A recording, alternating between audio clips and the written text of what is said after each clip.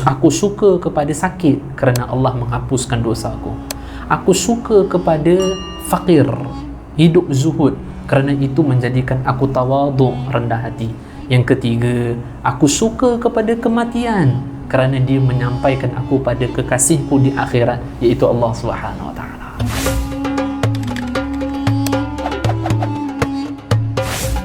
Jom sama-sama kami. Caranya mudah. Hanya klik join button. Terima kasih. Assalamualaikum warahmatullahi wabarakatuh. A'udzu billahi minasyaitonir rajim. Bismillahirrahmanirrahim. Nahmaduhu wa nusalli wa nusallimu ala rasulin karim. Amma ba'd. Alhamdulillah, syukur pada Allah Subhanahu wa taala kerana Allah Subhanahu wa taala memilih kita untuk berada di dalam min riyadil jannah, berada di dalam taman syurga. Moga-moga amal yang sebegini sentiasa dipilih oleh Allah, sentiasa diistiqamahkan oleh Allah, dan moga-moga kita mengakhiri kehidupan kita dalam keadaan melakukan amal sebegini, ataupun moga-moga kita mengakhiri kehidupan kita dalam keadaan husnul khatimah. Amin ya rabbal alamin. Alhamdulillah, masih lagi kita muzakarah mengenai 40 hadis tasawuf. Pada edisi yang sebelum ini telah kita bahas mengenai hadis yang ke-12, iaitu bab melazimi zikir, syukur dan juga sabar. Dan Nabi SAW bersabda, sekiranya keempat-empat ini Allah Subhanahu wa taala kurniakan pada kita, iaitu Allah kurniakan zikir, syukur dan juga sabar, begitu juga yakin ataupun percaya pada jaminan janji Allah, maka sudah kita peroleh kebaikan dunia terlebih awal, begitu juga kebaikan nanti di akhirat kelak. Allah Subhanahu wa taala kurniakan atau Allah taala berikan pada kita, iaitu yang pertama adalah hati yang sentiasa bersyukur kepada Allah Subhanahu wa taala, baik pada perkara yang baik dia syukur, baik pada perkara yang tak baik pun hatinya sentiasa syukur. Maka perlu kita jinakkan hati kita lah pada perkara nikmat, mudah kita syukuri. Pada satu perkara yang sebalik daripada nikmat, kena mujahadah lah, kita paksakan hati kita supaya tetap memandang ia adalah sebuah nikmat daripada Allah, untuk selayaknya hati syukur pada Allah Subhanahu wa taala. Benda yang nikmat pun kita syukur pada Allah, maka benda sesuatu yang sebaliknya, maka tetap juga kita syukur pada Allah SWT. Air ada kat luar, kat botol lah, dekat tempat serika iron board ada air. Benda yang kita sesuai dengan kemahuan kita, mudah kita syukur, tetapi dituntut supaya berlawanan dengan keinginan kita pun apabila ditakdirkan oleh Allah untuk kita syukur juga. Seperti ditegaskan oleh Allah dalam hadis qudsi, apabila aku memberikan nikmat padamu kemudian kamu tak bersyukur kepadaku, maka ku tegaskan bahawasanya bolehlah kamu mencari Tuhan selain daripadaku Allah, dan bolehlah cari kehidupan selain daripada dunia. Ya, maka di antara syukur kita saat ini adalah Allah SWT pilih kita berada dalam majlis ilmu, berada dalam taman syurga. Sekiranya malaikat Israel santap semua kita punya nyawa, maka kita mati dalam keadaan syahid. Maka Allah SWT memilih kita ni, maka kita syukurlah. Masuk dalam tandas, kena cepat-cepat keluar kan, kerana itu baitu syaitan, rumahnya syaitan atau markas syaitan, perhimpunan syaitan. Maka kalau orang berada dalam majlis ilmu, kena berlama-lama. Mana tahu lamanya dia kat situlah akhirnya malaikat cabut nyawa kan, itu. Yang kedua adalah lidah yang sentiasa berzikir pada Allah. Dalam kitab Lawaqih Al-Anwar, Imam Sya'rani rahimahullah mengatakan, satu orang yang sibuk zikir kepada Allah, satu orang yang sibuk berzikir pada Allah, dia ahli zikir, dia ahli ilmu, maka elakkan pertemuan dengan penghimpunan yang boleh melalaikan dia dengan Allah. Kerana apabila seorang ahli ilmu atau ahli zikir berkumpul dengan orang yang berlalai, maka kemahuan dia untuk datang pada majlis ilmu tu akan kurang dia. Nak ke majlis ilmu tu tak apa-apa nak selera dah, nak zikir tu tak apa nak selera. Maka kerana duduk ni dia pada majlis lain tersebut akan mempengaruhi kemahuan hati dia kepada kebaikan. Maka elaklah. Yang ketiga adalah badan yang bersabar dengan ujian. Sabar terbahagi pada tiga. Pertama, sabar taat kepada Allah Subhanahu Wa Taala, sabar. Kalau kita An-Nawadir, dikisahkan seorang salih dia jalan nak pergi masjid. Kemudian jalan nak pergi masjid, licin jalan, tersedia perbuk jatuh. Baju kotor patah balik. Kemudian tukar pakaian baru, tak apalah, solat dekat rumah je lah. Nak takbir tak jadi, saya tetap nak solat masjid, pergi. Sama jatuh lagi, dia balik lagi. Kemudian dia tukar pakaian baru, dia kata tak apalah, solat dekat rumah je lah, pahala juga dan lakukan kewajipan. Nak takbir tak jadi, aku nak tetap pergi masjid juga. Kali ketiga nak tergelincir jatuh, maka dia pegang oleh satu orang, maka dia pimpin tangan sampai ke masjid. Kemudian dah sampai ke masjid, orang tu tak pergi masjid. Orang yang pimpin tadi tu pegang tak ke masjid. Maka orang saleh tanya, engkau pimpin aku sampai ke masjid, malah engkau tak pergi masjid. Kenapa tak pergi masjid? Engkau kenal aku siapa? Aku setan. Mana boleh? Setan pimpin aku ke masjid. Macam mana engkau setan? Ya, pertama kali engkau jatuh, engkau mujahadah tetap nak datang ke masjid, seluruh dosa engkau Allah ampun kerana mujahadah, sabar, tetap nak taat. Kali yang kedua, Allah gugurkan seluruh dosa engkau, isteri dan anak. Kali ketiga engkau jatuh tadi, nasib aku pegang. Kalau engkau jatuh betul, tak diizinkan oleh Allah untuk pegang, kau jatuh, maka seluruh dosa ahlul qaryah, orang kampung, diampun oleh Allah kerana mujahadahnya engkau nak ke masjid. Ini memberatkan aku, ini mempayahkan aku, maka aku satu derita yang besar aku alami kalau engkau tu jatuh menyebabkan seluruh dosa orang kampung. Kau tak boleh, dia kata. Maka sabar untuk taat kepada Allah. Kedua adalah sabar untuk tinggalkan kemaksiatan. Moga Allah berikan kekuatan untuk kita tinggalkan maksiat. Moga Allah Ta'ala sentiasa gerakkan hati kita untuk resah pada perbuatan maksiat dan kita diizinkan Allah untuk taubat kepada Allah. Kerana Nabi SAW bersabda, setiap seorang melakukan maksiat, ketika dia melakukan maksiat, maka malaikat di sebelah kiri nak tulis dia tu maksiat, kata Allah, jangan, tunggu dulu, boleh jadi kejap lagi dia akan taubat kepadaku. Sekiranya dia taubat, beri ruang dulu. Kalau dia taubat, wahai malaikat di sebelah kanan, tulislah dia melakukan amalan yang baik. Kan? Moga kita diizinkan Allah untuk taubat. Nah, dikisahkan ada seorang budak ni dia bulan-bulan dapat duit daripada mak bapak dia. Satu bulan ni dia tak dapat duit, 20 hari dia tak makan dah. Dia lapar betul-betul. Dia duduk tingkat 2. Dia ada 3 tingkat. Tingkat pertama tempat pengajian dia, tingkat kedua tempat dom, tempat dia duduk tu. Kemudian yang ketiga adalah tempat letak makanan. Maka senyap-senyap dia pergi pada tempat yang ketiga. Maka dia ambil satu kuih sikit, dia nak makan. Dia tengok satu balang tu ada satu kuih je. Oh, dia kata rezeki aku kot.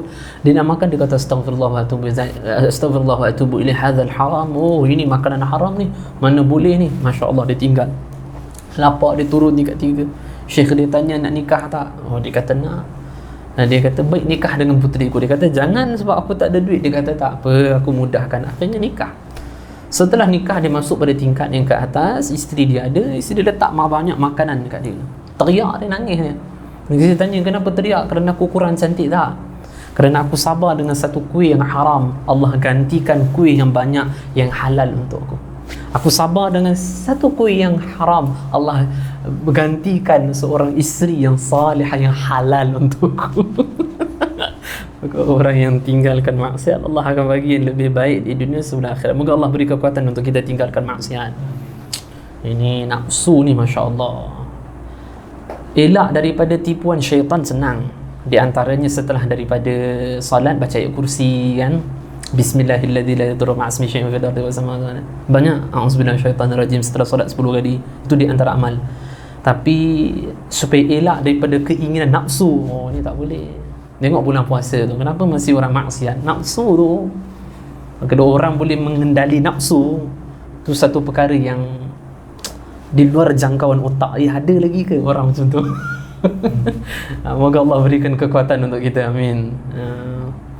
Juga sabar dengan setiap ujian yang Allah Ta'ala berikan pada kita. Saya dah sebut dah kan tu hari, satu orang yang masalah dalam hidup dia, Imam Muslim meriwayatkan atau Imam Tirmizi meriwayatkan, satu orang yang masalah dalam hidup dia, tak pernah senang pun hidup dia.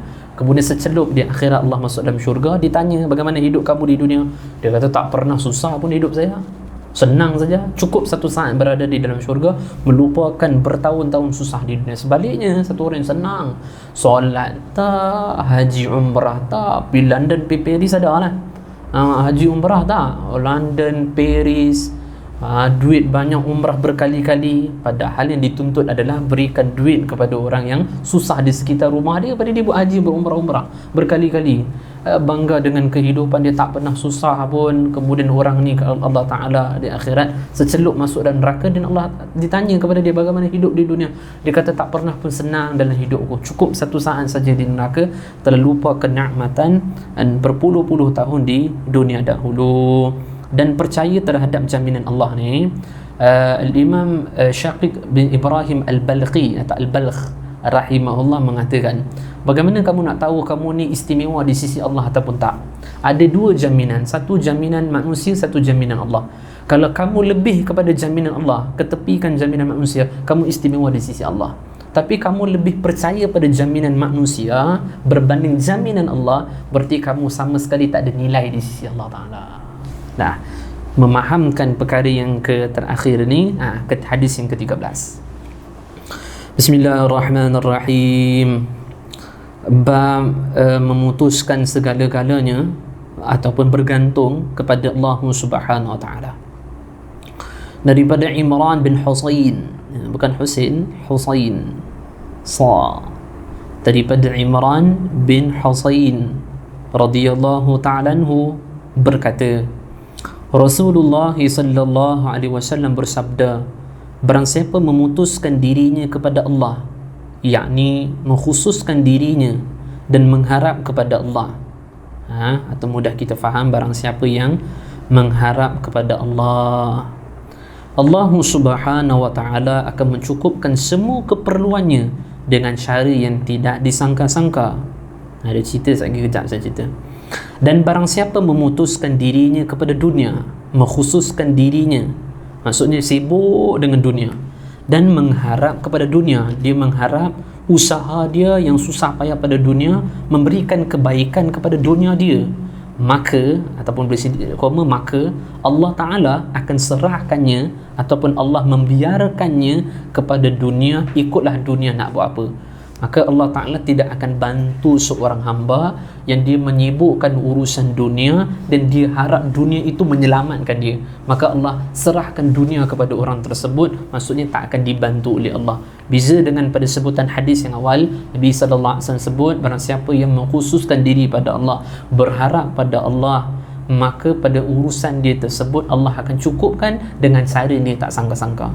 Dan kita Nawadir juga dia kisahkan, satu orang dia nak musafir, dia doa, ya Allah, ya Allah, ya Allah, aku nak musafir ya Allah, anakku yang berada dalam kandungan isteriku tolonglah selamat ya Allah. Faham saya sebut dia nak musafir, dia kata, ya Allah, bayi yang ada dalam perut isteriku, ya Allah, anakku, ya Allah, tolong selamatkan ya Allah. Dia pergi musafir, balik dia datang tengok ramai orang dekat rumah, dia tengok isteri dia meninggal.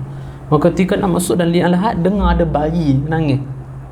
Maka tengok, ada bayi. Maka dia mengatakan, kenapalah aku tak berdoa, ya Allah, selamatkanlah bayi dan beserta anaknya. Kan dua-dua boleh selamat, tapi aku meminta Allah selamatkan kandungan bayiku. Maka Allah selamatkan bayi. Kan menyerahkan kepada Allah, berharap kepada Allah Subhanahu wa taala, atau menyerahkan segala satu urusan kepada Allah Subhanahu wa taala. Maka kalau urusan dunia pening kepala macam mana ni, dah serah kepada Allah Subhanahu wa taala. Yakin pada Allah, husnuzan, sangka baik kepada Allah, segala sesuatu kehidupan akan datang, Allah akan berikan apa yang kita sanggup tanggung pada segala sesuatu urusan. La yukallifullahu nafsan illa wus'aha. Allah Ta'ala tak akan berat seorang hamba, manakala Allah tahu dia mampu untuk menanggung segala sesuatu yang diberi oleh Allah Subhanahu wa taala. Maka segala sesuatu urusan tu Allah nak buat seorang hamba kembali pada Allah. Kita Nawadir, Syekh Sihabuddin Al-Qayyubi rahimahullah tu cerita ada bab mengenai seorang meninggalkan zikir. Maka malaikat mengatakan, ya Allah, orang ni ya Allah, dia tu dah berpuluh tahun, 30 tahun dia hidup, dia tak pernah zikir pada engkau. Kata Allah, aku mengasihinya. Dengan cara aku memberikan musibah, maka dia akan ingat kepadaku. Maka wahai malaikat, sekiranya dia meminta segala suatu urusan dipermudahkan, maka jangan mudahkan, kerana dengan kau tak memudahkan urusan dia, dia akan sentiasa ingat kepadaku.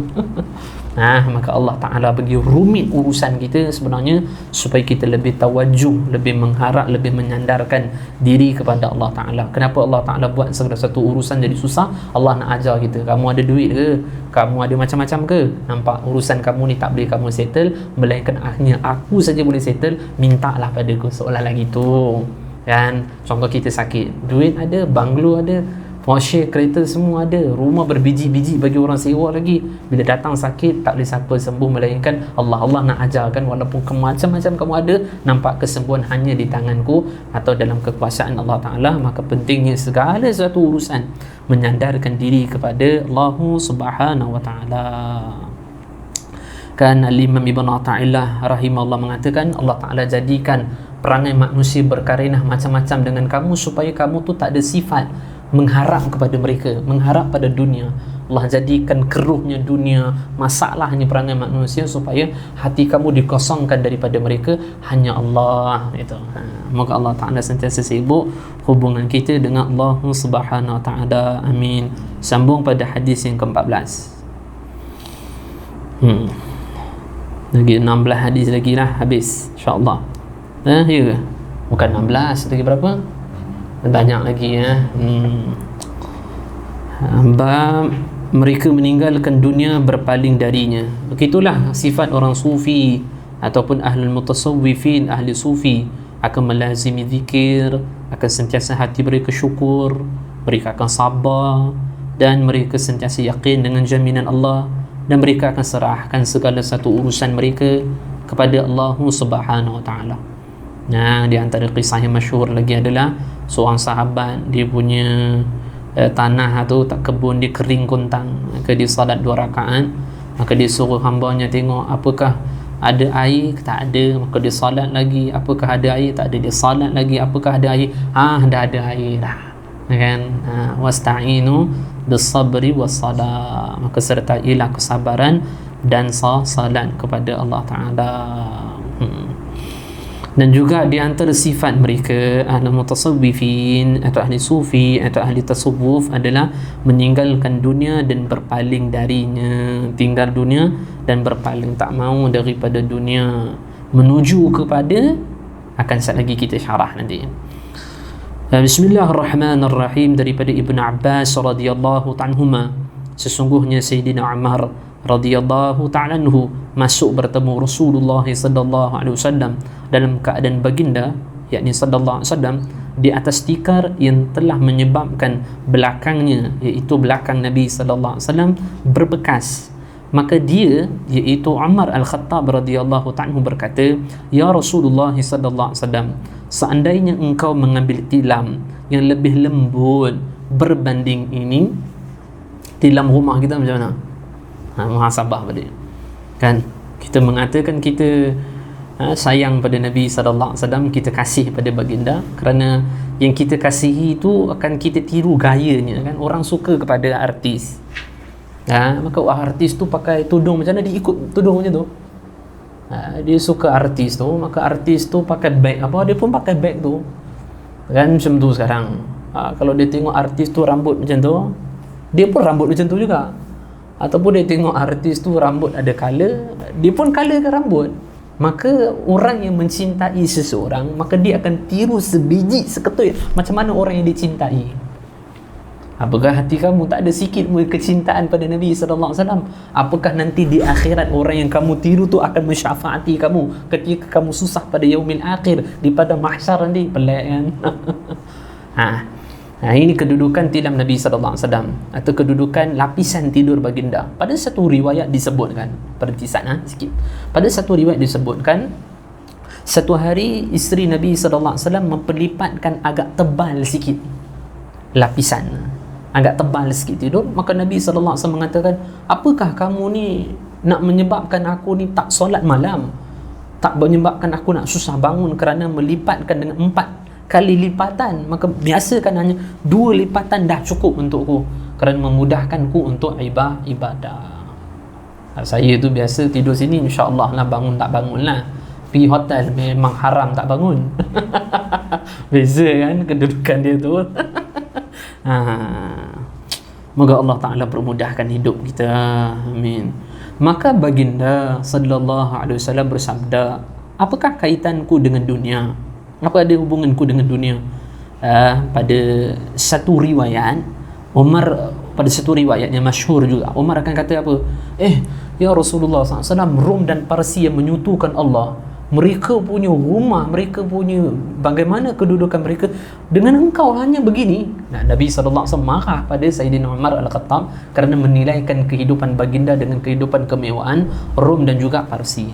Sebab tu Umar Al-Khattab radhiyallahu ta'ala termasuk daripada orang yang tidur sederhana sampai utusan Rom atau Parsi datang nak berikan utusan raja daripada Umar. Dia tengok Umar tidur bawah pohon pokok je. Dia sebelum tu dia cari mana Umar. Dia kata inilah Umar, ini Umar, nangis dia. Dan Umar tanya kenapa nangis? Utusan aku ni, raja aku ni, dia tu tidur, ramai orang akan keliling dia, jaga dia. Engkau ni manusia menggegarkan jagat dunia yang hebat, first time aku tengok engkau, tak ada siapa jaga engkau, gini hidup engkau. Maka aku bersyahadah, asyhadu an la ilaha illallah wa asyhadu anna Muhammadar Rasulullah. Islam dia. Orang kalau tengok tidur kita, lari orang minta bukang. Tapi cukup dengan orang lihat tidur saya di rumah, kita dapat hidayah daripada Allah. Masya Allah. Moga kita menjadi manusia yang beri manfaat pada manusia lain. Moga kita menjadi asbab hidayah. Amin. Dan apakah kaitan dunia denganku? Demi Tuhan Allah, yang diriku dalam kekuasaannya Allah, tidaklah perbandingan diriku dengan dunia melainkan seperti seorang penunggang yang berjalan pada hari yang panas, lalu ia pergi pada sepohon untuk berteduh seketika, kemudian dia pergi dan meninggalkannya, lanjutkan perjalanannya. Faham tak? Faham? Kaitan aku dengan dunia tu seperti teduh kejap, ya, pergi. Pada hadis yang lain, kun fid dunya ka'annaka gharib aw 'abiru sabil. Kun fid dunya ka'annaka gharib. Jadilah kamu di dunia ini seperti orang asing. Aw 'abiru sabil, atau orang yang musafir. Maksud orang yang asing pada satu negara tu, dia tak akan membangunkan keduniaan dia kerana dia tahu dia akan kembali pada halaman kampung dia. Orang yang duduk di Bangladesh, kebanyakanlah dia tak akan banglokan rumah kerana dia tahu dia akan balik pada Bangla, dia ada bisnes yang baik. Begitulah kehidupan dunia. Orang tak akan membangunkan mewah kerana dia tahu dia ada akhirat yang mewah. Kun fid dunya ka'annaka gharib aw 'abiru sabil, atau jadilah kamu di dunia ini seperti orang yang bermusafir. Adakah orang yang bermusafir itu akan besar kepala? Adakah orang yang musafir ini boleh membangunkan? Tak adalah. Dia tak akan fikir untuk membangunkan. Yang dia fikir adalah akan datang macam mana, akan datang, keadaan macam mana, keadaannya akan datang. So satu tempat yang dia duduk tu, dia tak akan berusaha untuk mewahkan hidupnya. Begitulah sebenarnya hidup kita kerana kita ada kehidupan kekal, iaitu akhirat. Boleh kita faham juga pembahasan ini pada hadis yang ke-14 ini, fahamkan kita bahawasanya di antara amalan ataupun ciri-ciri ahli mutasawwifin, ahli tasawuf adalah zuhud fid dunya ataupun zuhud terhadap dunia. Okey, kita ambil syarah sikit.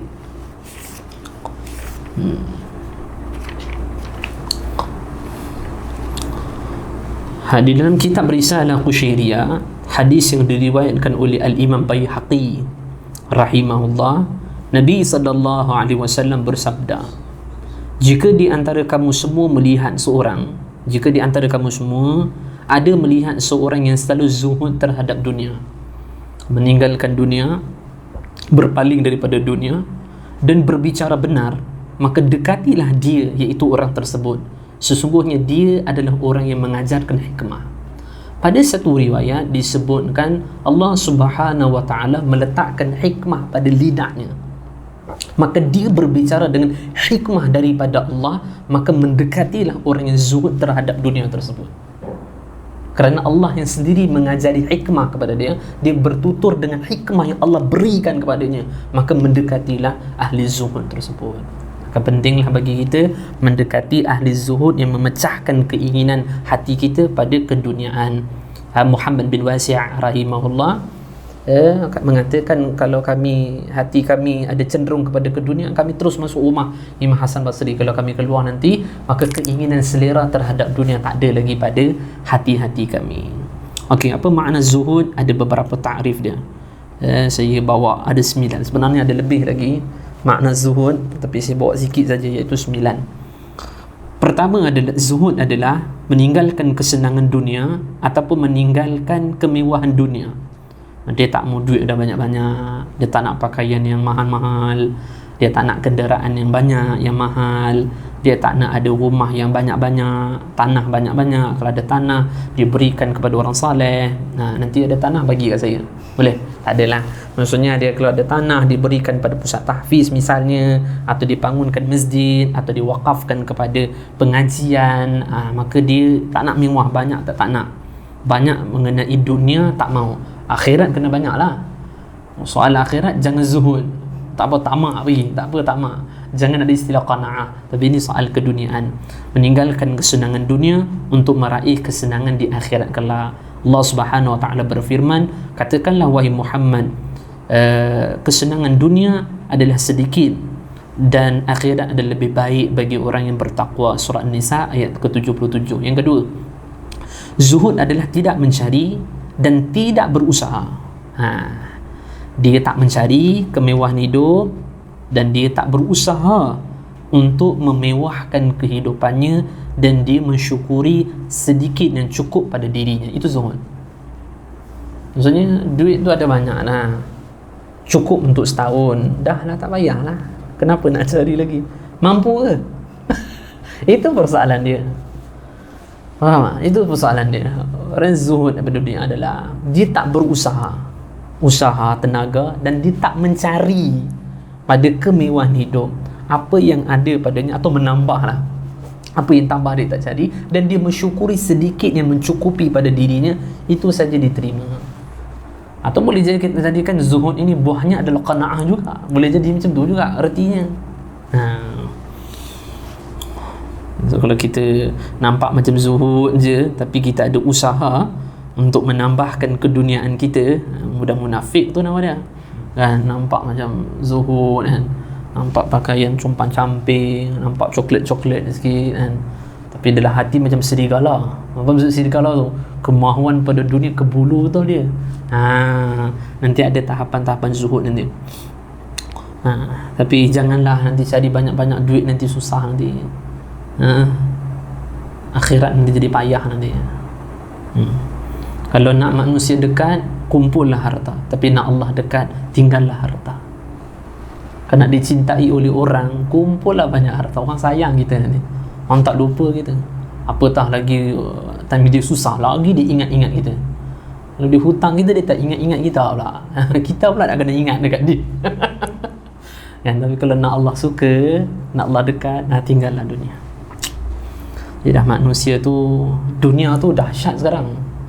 Dunia tu seolah-olah macam, apakah zuhud tu ada amalan dalam Islam? Kerana dunia telah memukau betul-betul kita.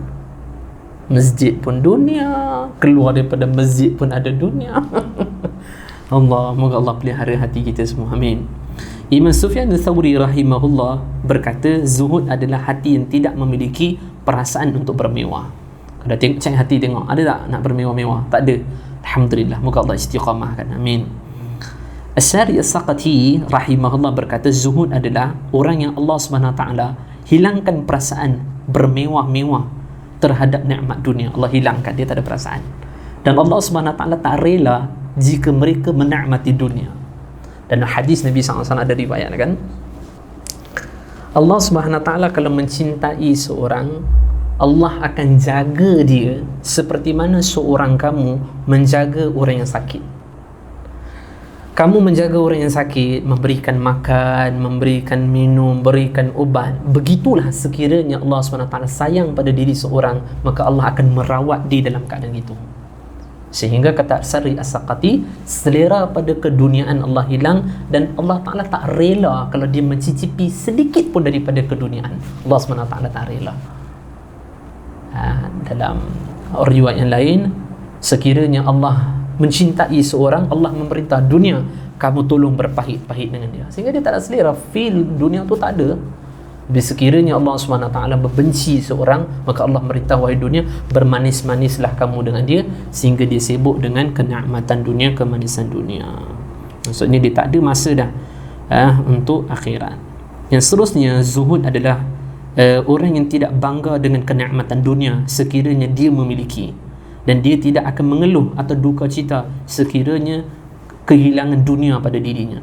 Bertambah alhamdulillah, berkurang lagi alhamdulillah. Boleh macam tu? Kalau macam tu, tu zuhud dah tu. Duit banyak, alhamdulillah. Duit kurang, alhamdulillah. Maksudnya kalau duit tambah, alhamdulillah. Kalau duit berkurang, dia akan solat, sujud syukur.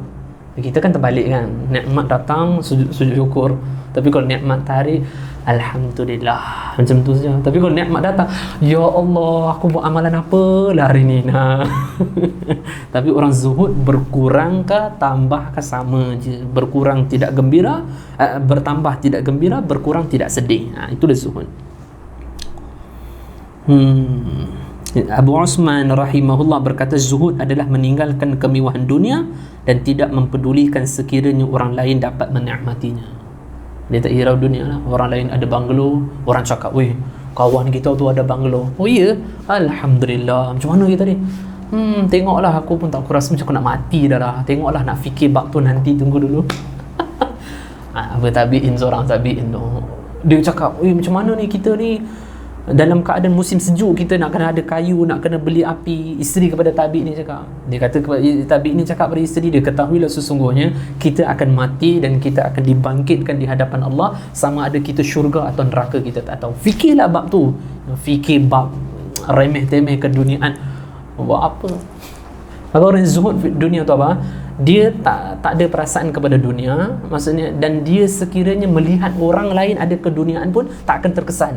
Maksudnya tengok banglo tu, banglo. Dia tak, kalau orang yang feel dunia tu, dia tengok dua kali tu. Dia tengok sekali, dia tengok dua kali. Kalau macam biasa, kita bukan kita lah. Ni masya-Allah ni.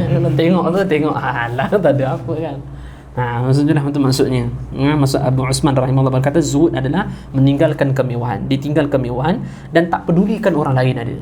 Kadang orang tinggalkan dunia, tapi orang lain ada, ni neraka ni, rumah besar ni, standby lah. Tak, dia tinggalkan dunia, tapi kalau tengok orang lain ada dunia, ya Allah, Masya Allah, bilalah aku nak jadi macam ni nampak. Tapi bila tengok mayit, dia tak fikir pula, bilalah aku nak jadi macam ni, macam mana lah amalan aku. Farazdaq, riwayat hidup dia tu, dia taubat akhirnya. Farazdaq, saya cerita tadi kan, penyanyi tu.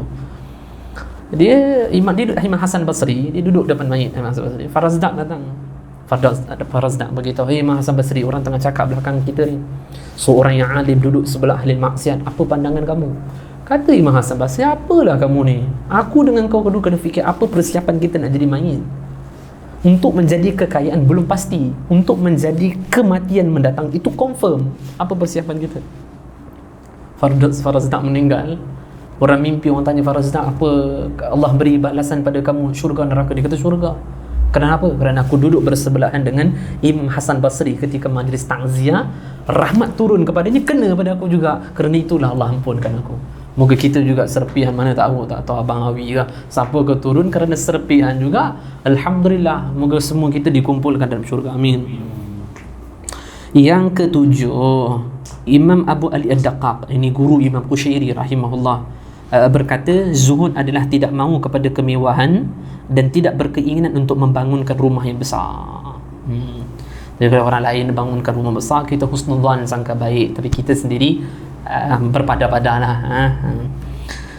Ibnu Ajalla rahimahullah berkata, zuhud adalah memandang kehidupan dunia dengan pandangan yang tidak memiliki erti. Dia nampak dunia tu tak ada nilai pun. Maksudnya dia pandang dunia tu tak ada kesan bernilai, wah sikit pun tak ada kepada hati dia. Abdullah bin Mubarak rahimahullah berkata, zuhud adalah orang yang suka hidupnya seperti orang fakir. Dia suka hidup dia fakir. Nabi Isa alaihi salam paling suka dalam hidupnya sekiranya orang panggil dia ya miskin, wahai miskin, dia suka. Dan dia kata tak apa, panggil lah aku. Kita kalau panggil orang panggil kita miskin, balik terfikir macam mana lah aku nak buat hidup aku supaya nampak keren. Indonesia panggil keren lah, bagi nampak rancak sikit, biar orang panggil aku hai orang kaya. Nabi Isa lain. Nabi Isa tu Nabi Isa tu Ihya tu cerita Ihya Ulumuddin. Nabi Isa tu tidur beralaskan batu. Setan datang, weh Isa. Ya setan, nampak hal. Kamu masih ada lagi batu untuk kamu tidur. Kamu masih ada batu untuk tidur. Apa Nabi Isa ambil batu, dia baling kat setan ni, bawa balik engkau, ambil kat engkau, aku tak mau dah. Sampai tidur tak ada lah. Ya Allah. Boleh tidur macam tu, boleh? InsyaAllah. Belajarlah tidur guna tutup dulu, ataupun katil buang dulu, guna tilam tu je. Kalau dalam sebulan tidur rasa macam ini saya ni dah mudah bangun tahajud dah, nipiskan lagi kan, guna tutup tidur tu dah okey dah.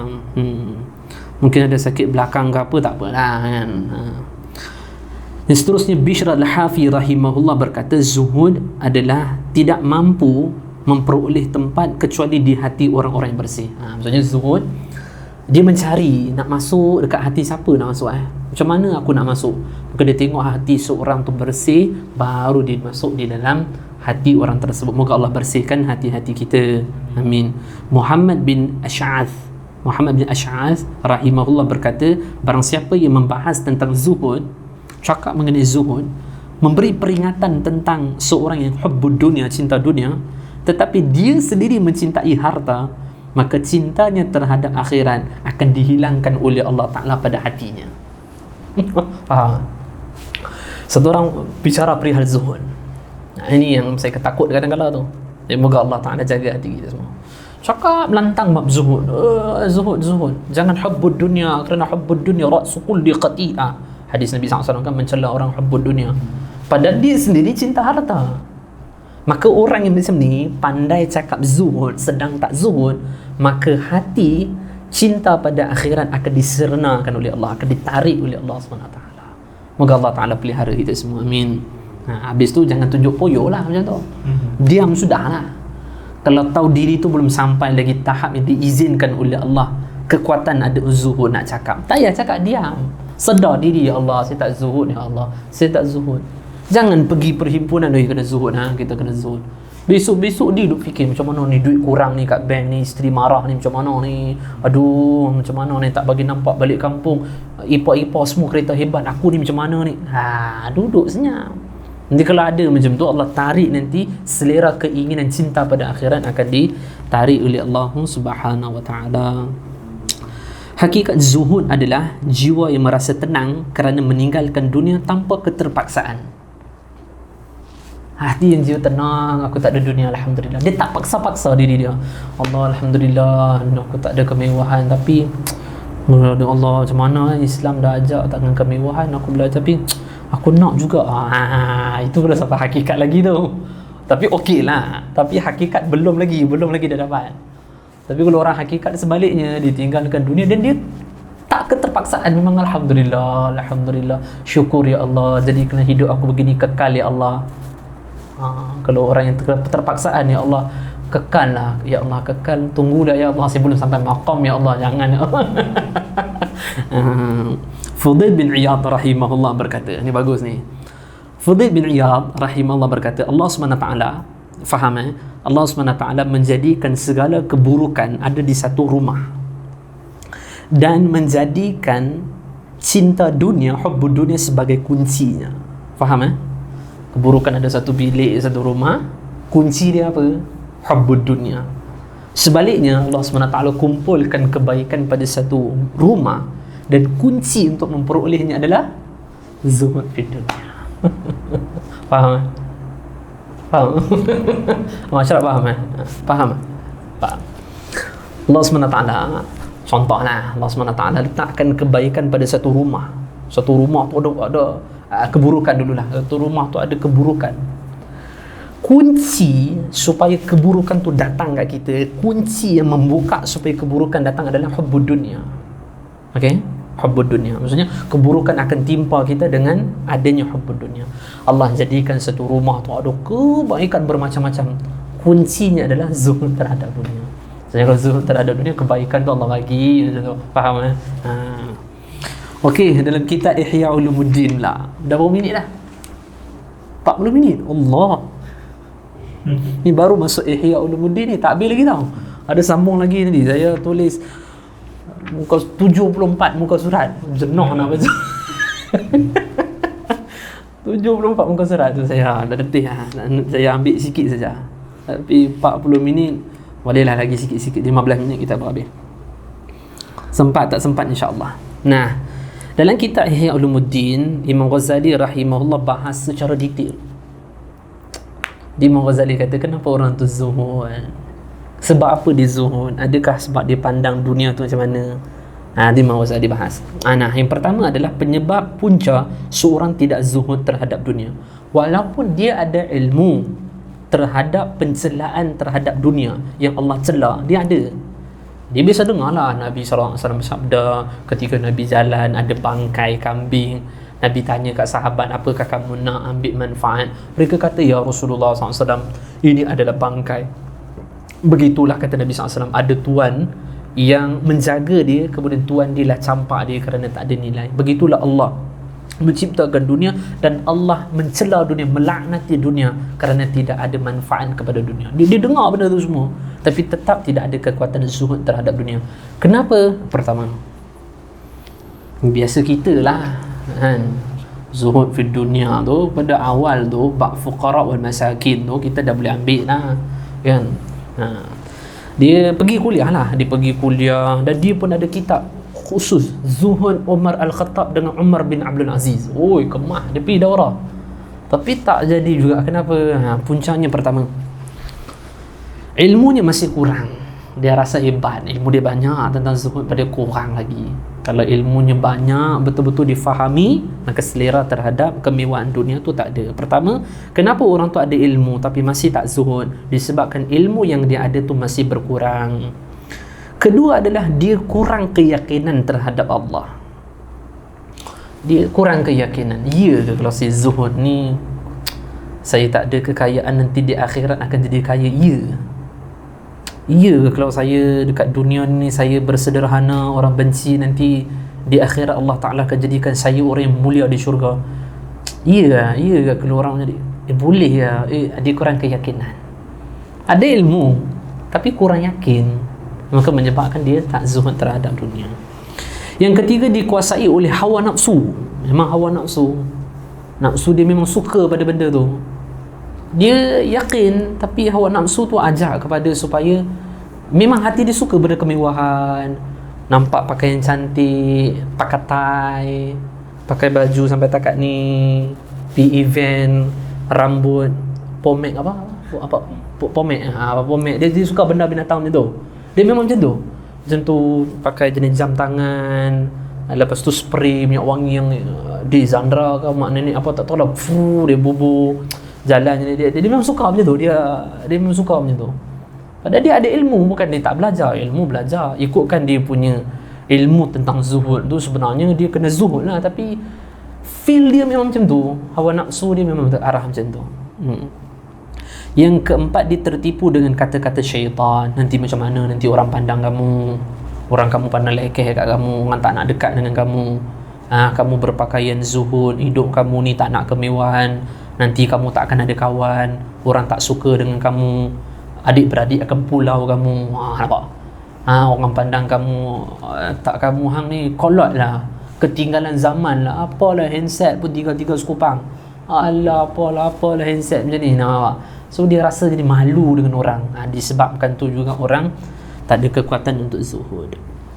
Seterusnya, yang kedua, Allah Subhanahu wa ta'ala berfirman di dalam Al-Quranul Karim, dalam surah Al-Qasas ayat ke-79 sampai 80. Allah Ta'ala berfirman, lalu dia keluar daripada kaumnya dengan perhiasannya yang indah-indah, iaitu Qarun. Allah Ta'ala sebut dalam Al-Quran.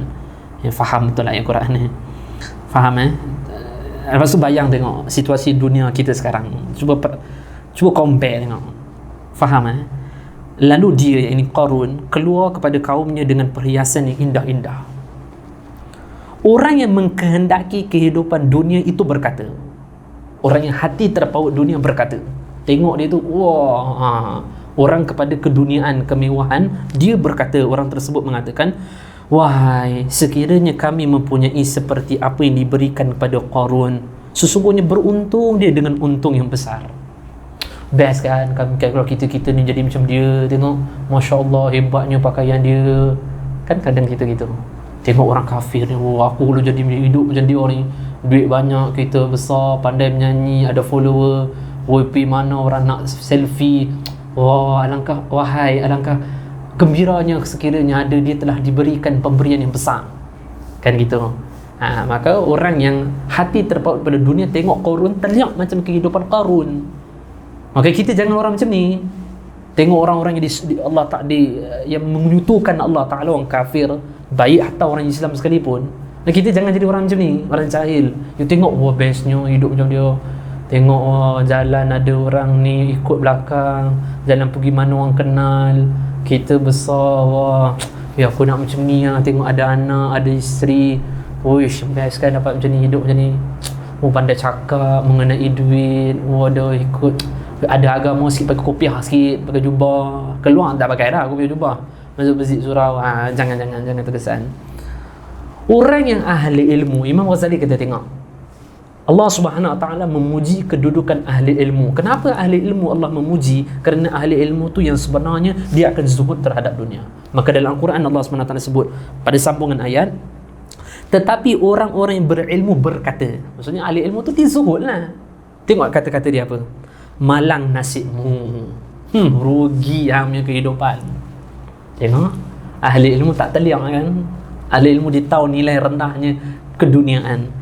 Malang nasibmu, pahala dari Allah lebih baik untuk orang yang beriman. Tak beriman tak ada apa pun. Kami beriman dan mengerjakan perbuatan baik, tetapi hanyalah orang-orang yang sabar dapat menerimanya. Moga kita tergolong pada golongan tersebut. Sambung sikit nak bagi berhabis. Nabi SAW bersabda pada hadis yang dikeluarkan oleh Al-Imam Ibn Majah rahimahullah, kalau kamu ingin dikasihi oleh Allah, maka zuhudlah di dunia. Saya sebut tadi kan, kalau nak orang kasih kepada kita, sebaliknya kebulak, banyak duit, orang suka kat kita, orang sayang kat kita, tapi nak Allah kasih pada kita, maka Nabi SAW bersabda, zuhudlah kamu terhadap dunia. Yang keempat, ciri-ciri orang yang zuhud terhadap dunia adalah tidak menyimpan emas dan perak, tetapi akan menjadikan, ini hadis yang diriwayatkan oleh Al-Imam Tabrani, turun ayat Al-Quran, Allah Ta'ala mengatakan, orang yang menyimpan emas dan orang yang menyimpan perak, kemudian mereka tak keluarkan kepada di jalan Allah Ta'ala. Turun ayat ini, Allah Ta'ala mencela orang yang menyimpan emas, perak, tak dinafkahkan harta tersebut pada jalan Allah, ataupun dia tak buat zakat emas. Okey. Bila ayat ni turun, Umar Al-Khattab sudah jumpa Nabi SAW. Kata Umar, Tuan yang mulia, macam mana ni kalau dah dikatakan emas, perak, dirham, dinar, duit banyak tak boleh simpan, itu simpan yang tercela oleh Allah, habis tu kami nak simpan apa? Maka Nabi SAW bersabda, hadis riwayat Ibn Majah, walisanun dzakira, simpanlah lidah yang sentiasa basah, memperbanyakkan zikir kepada Allah. Simpan tu. Dalam kitab Zuhud, Imam Ahmad bin Hanbal, ada rakyat Nabi Sulaiman alaihi salam, Nabi Sulaiman raja Nabi Sulaiman, dia mengatakan, alangkah baiknya sekiranya aku ada kerajaan macam Nabi Sulaiman. Angin bawa kata tu, angin bawa sampai telinga, lalu haluan telinga Nabi Sulaiman, alangkah baiknya aku jadi macam Nabi Sulaiman. Nabi Sulaiman kata, angin bawa aku jumpa dia. Nabi Sulaiman kan Allah Ta'ala bagi kekuasaan, angin pun perintah, jumpa dia. Apa kau cakap? Tak adalah, aku cakap alangkah baiknya aku ada macam kau. Rakyatku, ketahuilah sesungguhnya satu subhanallah, maka Allah memberikan kerajaan di akhirat lebih besar daripada kerajaan Nabi Sulaiman dengan satu ucapan zikir subhanallah. Kenapa kita tak nak benda tu? Nampak sangat kita lebih yakin pada jaminan orang kan? dengan usaha duit banyak, dengan kerajaan Nabi Sulaiman lebih lagi, dengan satu ucapan subhanallah. Maka walisanan dzakira wal qalbun syakura. Nabi SAW kata, kalau kamu simpanan tersebut tak baik, maka simpanlah lidah yang sentiasa zikir pada Allah, wa qalbun syakura, hati yang sentiasa syukur kepada Allah. Kita dah bahas dah tadi tu. Yang ketiga, isteri yang salihah yang menolong urusan akhiratnya. Simpanlah macam tu. Jangan simpan duit banyak, simpanlah bini yang salihah yang membantu akhiratnya. Kata Nabi, 3 ni simpan. Lidah yang sentiasa berzikir pada Allah, hati yang sentiasa bersyukur kepada Allah. Yang ketiga adalah isteri yang menolong, isteri yang salihah yang menolong urusan akhiratnya. Simpanlah bini macam tu. Siapa suruh simpan duit banyak? Masalah lah dengan bini kan. Tak pelik lah bini tu ikut laki lain. Jadi macam-macam kes sekarang. Macam-macam kes. Orang tanya saya, ustaz hidup macam ni, bini boleh tahan? Tanyalah bini saya, dia sayang saya macam mana. Sampai saya kata nak tambah satu pun dia tak bagi. Nampak? Sampai pergi rumah Penang tak mau balik rumah mak mentua, tak mau nak duduk dengan saya. Boleh hidup tak macam tu? Boleh, apa masalah, tak ada, okey. Boleh hidup, boleh. Nafas sesak tak? Tak sesak nafas, boleh. Alhamdulillah, saya pun okey. Bini alhamdulillah boleh bangun pagi, boleh bangun, kadang lambat lagi bangun. Pening kepala tak boleh tidur, fikir stres, tak ada stres, mana ada stres. Moga Allah istiqamahkan lah, amin. Simpan 3 ni. Saya ni dekat UKB study surah Al-Ukhwah 4 tahun lepas. Saya sebut hadis ni dalam tazkirah Ramadan. Satu orang bangun, ustaz, isteri salihah nak cari macam mana? Pening je nak jawab. Dia bangun terus. Saya kata, aduh macam mana? Saya kata macam ni dah. Ni dah 10 malam terakhir saya cakap. Contoh malam yang ke-7 lagi nak raya Syawal. Saya kata, mailah datang waktu Qiyamul Lail. Cuba mengendap tengok siapa yang masuk tempat muslimat tu, siapa yang masuk. Tengok satu orang yang baik punya, cantik, salih, ambil lah dia. Dia kata tak ada ustaz, yang ada semua tua-tua je. Petua-petua ada, pemudi-pemudi tak ada, dia kata. Saya kata nak buat macam mana? Carilah makcik-makcik tu insya-Allah tolong akhirat kamu nanti. Maksudnya kata ulama, wanita salihah di akhir zaman ini seperti burung kakak, burung gagak yang berwarna putih. Senang jumpa. Ada, tapi senang jumpa. Payah nak jumpa. Ada, mungkin ada. Tapi payah nak macam tu lah akhir zaman. InsyaAllah Abang Ashraf punya bini tu InsyaAllah salihah, amin. Kita insyaAllah yang pertama salihah, nombor 2 dan 4 pun salihah belaka. Amin. Sambung. Nabi Isa AS berkata, dunia itu satu jambatan, maka lintaslah jambatan tersebut, jangan engkau bangunkan bangunan pada jambatan tersebut. Bagus ayat ni. Nabi Isa kata, dunia tu adalah jambatan, maka lintas jambatan tu tanpa kamu membangunkan pada jambatan. Faham tak? Lalu jangan sibuk nak bangunkan bangunan, nak buat bisnes tu kat jambatan. Jangan, sebab jambatan tu tak lama tahan, akan berdebuk jatuh nanti. Dah lalu je.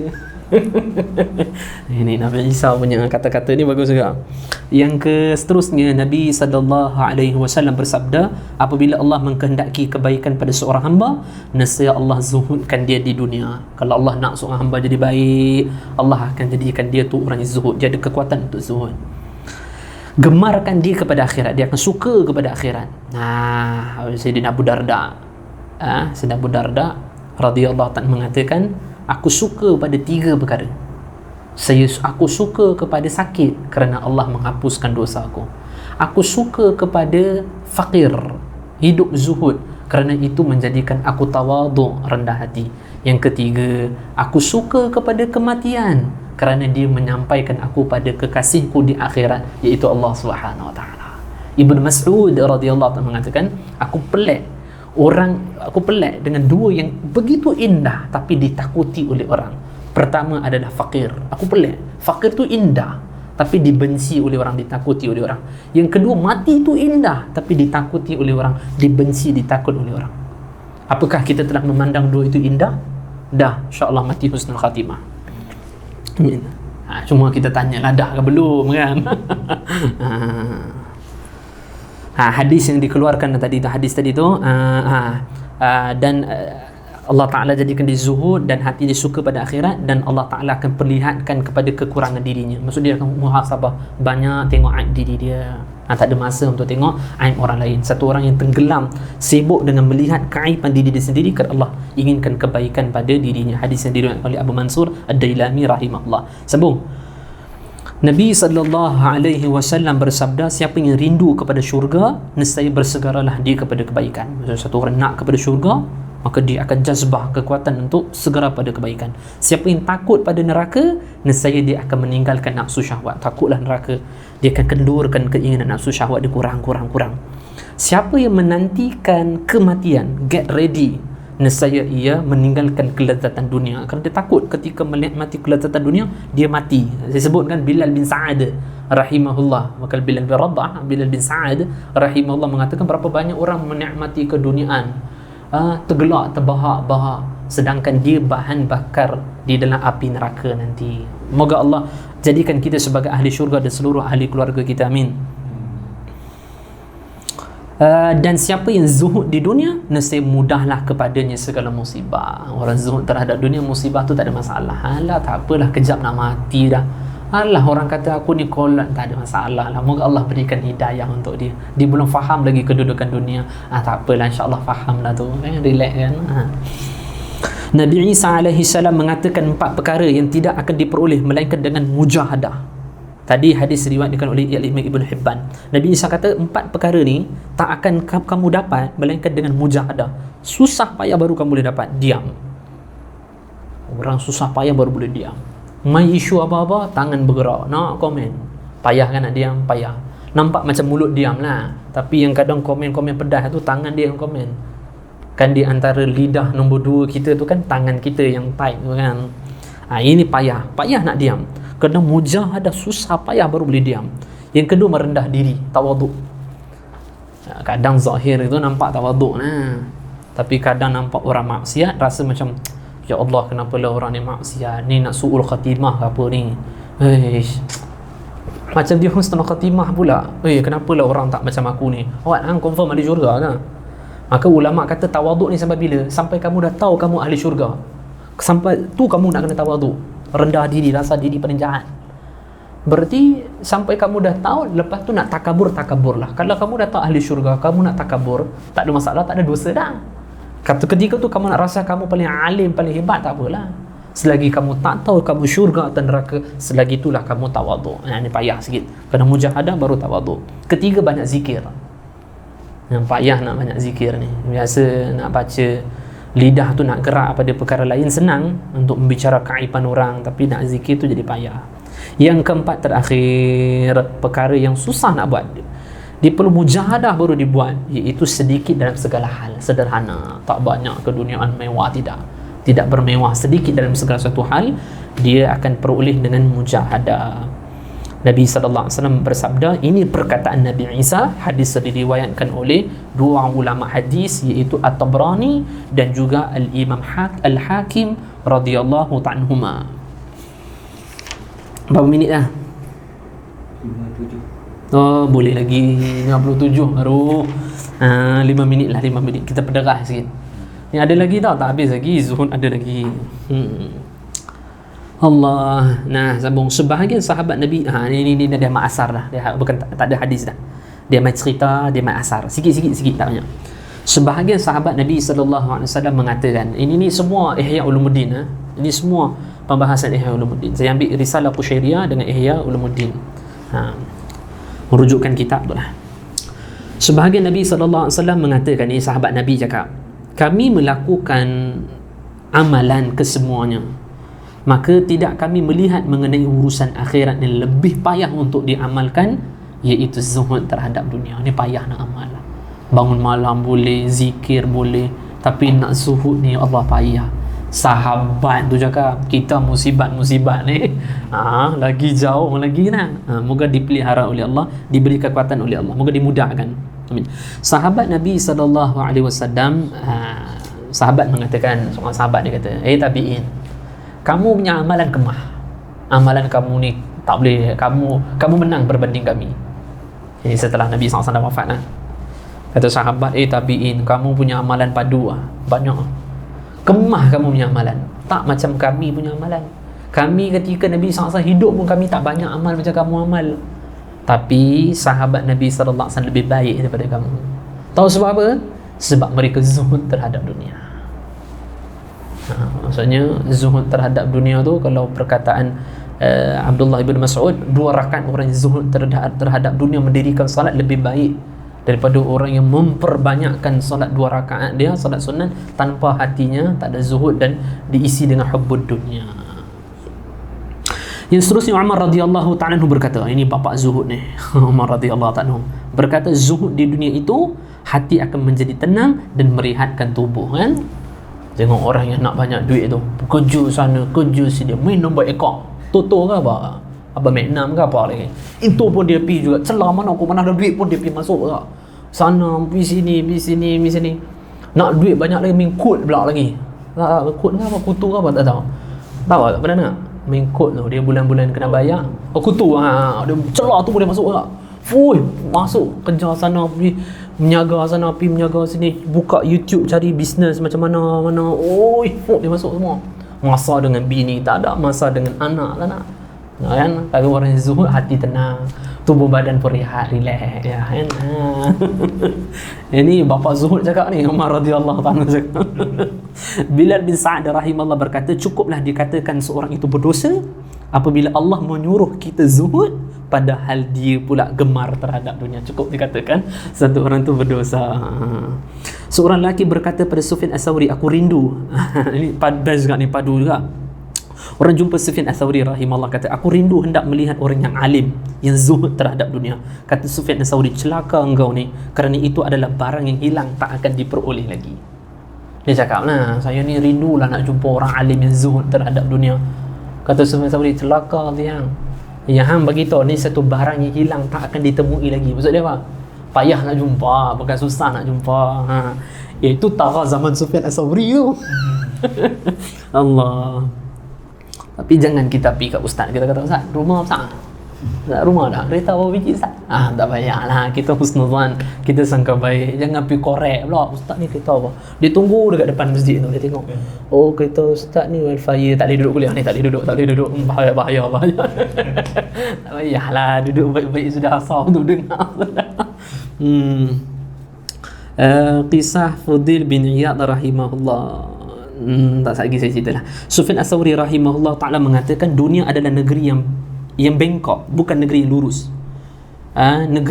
Dunia ni negeri yang serba tak kena. Buat ni tak kena, buat tu tak kena. Inilah dunia. Buat baik tak kena, buat tak ni. Pakai baju mahal pun tak kena, pakai baju zuhud pun tak kena. Tak tahu apa. Inilah dunia. Negeri yang duka cita, sedih, kan? Bukan negeri yang gembira. Kadang gembira sat saja, tunggulah 2-3-4 hari hang gembira lah, tengok 2-3 hari lagi, lepas tu kan roda kan hidup ni. Siapa yang mengenal dunia, nescaya tidak akan gembira dengan kemewahan, dan dia tak akan bersedih dengan kesempitan hidup. Darjat zuhud berapa dah? 102 baru lah.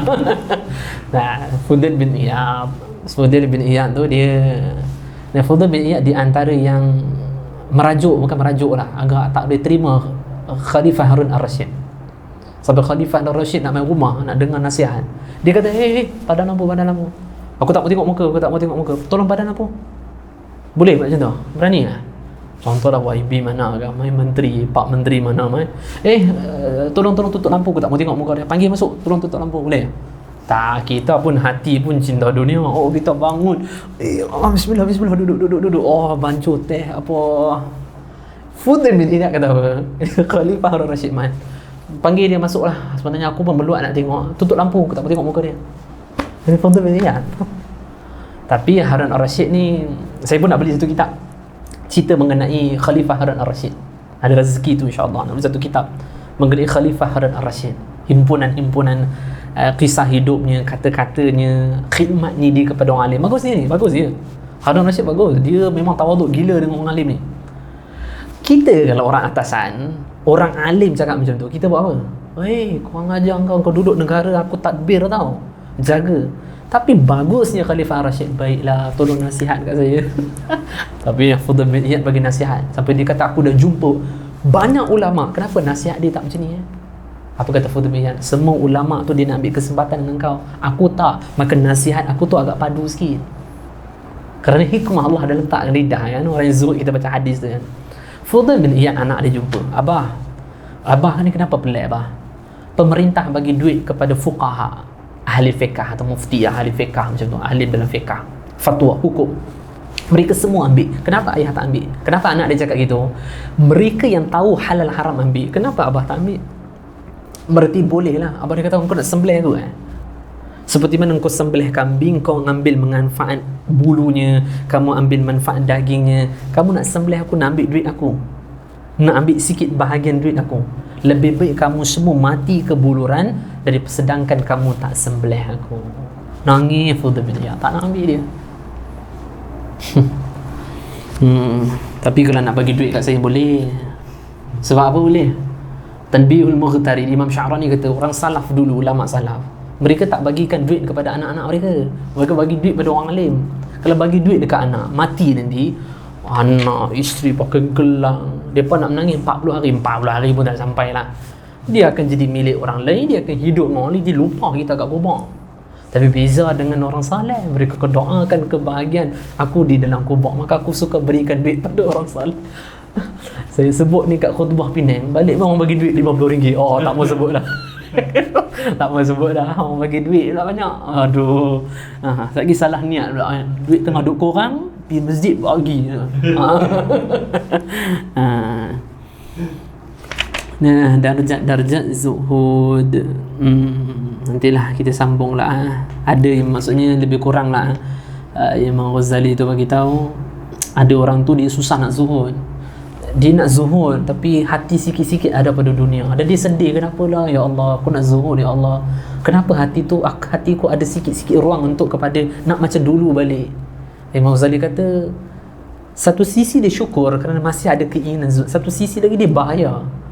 Kalau dia lebih ke arah cinta pada dunia, habis dia hanyut balik nanti. Tapi ada orang yang dia zuhud zahir saja, hati tak. Tapi ada yang zuhud betul-betul. Dia zuhud tinggalkan dunia untuk menuju pada kenikmatan akhirat. Ada orang yang tinggal zuhud pada dunia, tak mau tinggalkan dunia dan menuju kepada Allah. Itu lebih besar lagi. Ada orang yang tak mau dunia tapi dia nak akhirat, nak syurga, nak bidadari. Maka dia zuhud untuk apa? Untuk akhirat. Ada orang yang zuhud di dunia untuk apa? Nak Allah. Maka tingkatan ni lebih tinggi lagi. Adalah kita nanti bahas nanti, InsyaAllah. Saya ingat sikit saya tulis ni. Ternyata pembahasan banyak juga. Pembahasan sampai sini sahaja. Wallahu ta'ala a'lam bisawab. Assalamualaikum warahmatullahi wabarakatuh.